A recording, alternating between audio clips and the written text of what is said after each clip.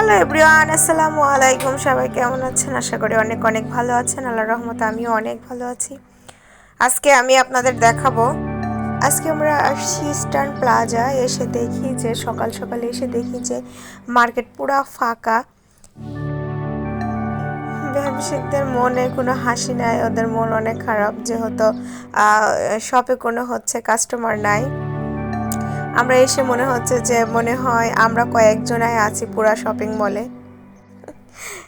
এটা eastern plaza আপনার অনেক নিরিবিলি একটা শপিং মল। এখানে আসলে আপনারাও আসতে পারেন, অনেক নিরিবিলি শপিং করতে পারেন। এখানে অনেক সুন্দর সুন্দর বাচ্চাদের খেলনা আছে এবং শোপিস আছে। আসলে আমরা ঢাকাতে আসার পরে অনেক মার্কেটই করছি, যাই হোক মার্কেট করতে অনেক প্যারা। যাই হোক এখানে এসে দেখলাম যে মার্কেটটা একবারেই ফাঁকা, যেহেতু আমরা সকালবেলা আসছি। এখন থেকে মনে করলাম যে শপিং করতে হলে সকালেই আসবো, যেহেতু সকালে অনেক সকালের টাইমে অনেক নিরিবিলি, সুন্দরভাবে কোনো ভিড় থাকে না, আর সুন্দরভাবে মানে দেখে শুনে সব কিছু কিনতে পারবেন। তো যেহেতু নতুন বছর, বাচ্চাদের ব্যাগ কিনতে হবে, তাই কিছু ব্যাগের কালেকশন দিচ্ছিলাম, ব্যাগ নিচ্ছিলাম। আর যেহেতু সামনে ঈদ, কিছু জুয়েলারিও নিচ্ছি। তো আমার নেওয়া ডান, কিন্তু উনি ভিডিও আমি যেদিকে কেনাকাটা করছি, উনি ওইদিকে ভিডিও না করে উনি মেয়েদের জুয়েলারি দেখাচ্ছিল। যাই হোক এই দোকানটা ভাইয়ার অনেক সুন্দর সুন্দর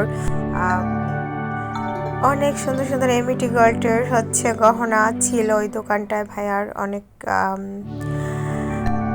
আপনারা এসে দেখে যেতে পারেন। কিছু আসলে শোপিস নেওয়ার ইচ্ছে ছিল না, কিন্তু এখানে আমি এসে দেখে মানে এতটাই ভালো লাগছে যে আমি তো বায়না করছি যে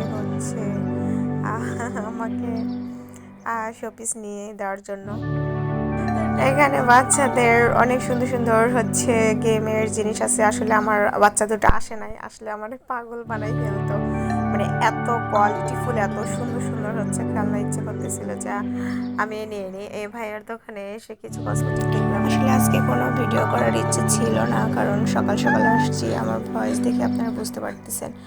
আর ভিডিওটা করা মূলত মার্কেটটা অনেক ফাঁকা, মার্কেটে কোনো লোকজন না, যেহেতু রোজার ঈদ সামনে। এরকম মার্কেট ফাঁকা আমি কখনোই দেখি নাই। মার্কেটে মনে কোনো লোকজনই নাই।